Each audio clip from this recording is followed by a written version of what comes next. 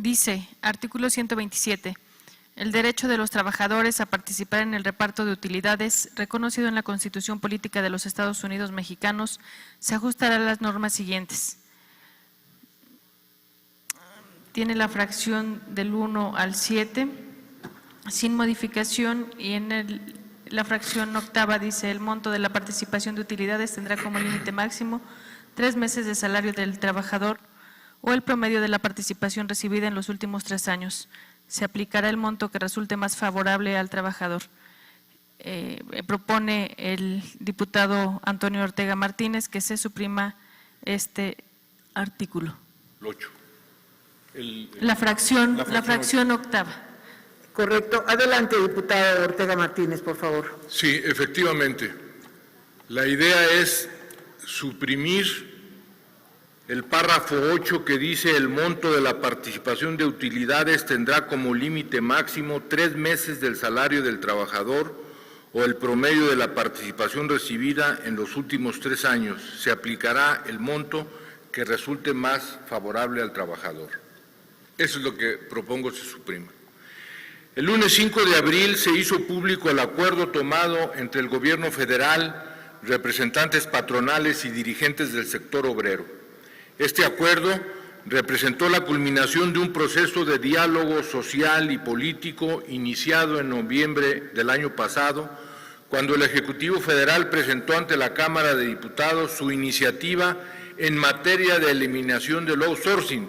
En realidad, el dictamen final solo lo regula y se anunció que con los trabajos se lograron atender las preocupaciones de los sectores. El acuerdo implica un paquete de modificaciones a la iniciativa presentada por el presidente el 12 de noviembre. Frente a la iniciativa, los acuerdos tomados por el Gobierno y los representantes de los sectores básicamente consisten en prohibir la subcontratación de personal, regular la subcontratación de servicios especializados distintos del objeto social y de la actividad económica preponderante de la empresa contratante, estableciendo como requisito un registro ante la Secretaría del Trabajo y Previsión Social y la inscripción al padrón público de las empresas de subcontratación de servicios y obras especializados. Sin embargo, al lado de estas modificaciones, se incorpora la limitación en la participación de los trabajadores en las utilidades o el conocido PTU. Al respecto, se establecieron 2 modalidades para el cálculo del reparto, que será con un tope de 3 meses de salario o el promedio de participación recibida en los últimos 3 años. Lo que resulte mayor será la base para el PTU. El reparto de utilidades contribuye a la redistribución de la riqueza y a la justicia social, estimula la productividad y retribuye el esfuerzo productivo de los asalariados. Todos los trabajadores que presten a una persona física o moral un trabajo personal subordinado mediante el pago de un salario tienen derecho, conforme a la ley y a la Constitución, a participar en las utilidades de las empresas donde laboran. Para que los trabajadores puedan saber si su patrón declaró utilidades, este debe de entregar a los representantes de los trabajadores copia de la declaración anual. Los trabajadores pueden formular objeciones a dicha declaración. Los trabajadores reciben utilidades de acuerdo con el porcentaje que determine la Comisión Nacional para la participación de los trabajadores en las utilidades de las empresas. Actualmente representa el 10% de las utilidades netas. De acuerdo con datos del Censo Nacional de Población y Vivienda 2020, la PTU es la prestación laboral que menos cobertura tiene. Solo el 38.7% de los trabajadores asalariados reciben utilidades y en promedio equivale a 22 días de salario, o sea, 7,301 pesos. No todos los patrones están obligados a entregar utilidades.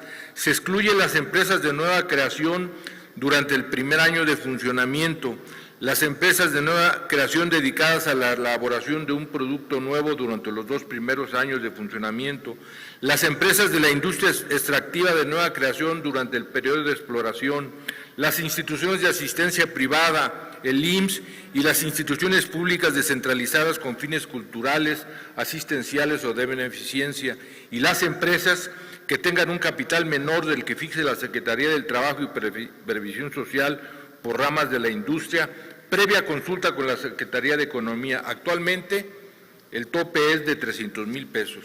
Del mismo modo, no todos los trabajadores de una empresa entran en el reparto. Se excluyen los directores, administradores y gerentes generales de las empresas, trabajadores del hogar, trabajadores eventuales con una antigüedad menor a 60 días durante el año. La normatividad vigente no establece un límite, tope o cuantía promedio para el reparto de utilidades, solo las normas mencionadas y el porcentaje que establece la Comisión Nacional. Lo que se está ofreciendo, según la versión de las autoridades laborales, es que con los límites establecidos se elevaría el promedio a 57 días pagados y a 18,557 pesos, lo cual no tiene una base más allá de la promesa. ¿Cómo aumentar un promedio y monto estableciendo topes? ¿Cómo sostener lo anterior si el dictamen no contiene una sola medida que garantice el reparto puntual y exacto de las utilidades? La propuesta de acotar la PTU no fue para mejorar una prestación, sino para convencer al sector empresarial de aceptar la regulación de la subcontratación. Fue un toma y daca, sin pena, sin duda. Sin embargo, nosotros pensamos que esta propuesta es improcedente constitucionalmente. Limitar un derecho consagrado en la Constitución Política de los Estados Unidos Mexicanos y en la Ley Federal del Trabajo resulta contrario a los principios de progresividad e interdependencia que deben de tener los derechos humanos. Los derechos laborales lo son. La reforma propuesta limita un derecho que no tenía limitaciones antes, por lo que es contrario a normas fundamentales en derechos humanos. También es contrario al principio de interpretación de normas del trabajo que deben ajustarse a los principios del trabajo digno o decente y que en caso de duda prevalecerá la interpretación más favorable al trabajador. Termino. Por estas razones sometemos a consideración de esta soberanía la presente reserva, esperando de cada uno de los integrantes de esta Asamblea la honra a la protesta rendida en nuestra toma de posesión, guardar y hacer guardar la Constitución. Compañeros, de no suprimir este artículo, un mar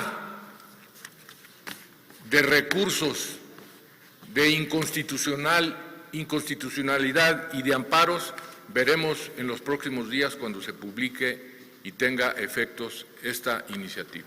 Gracias, presidente.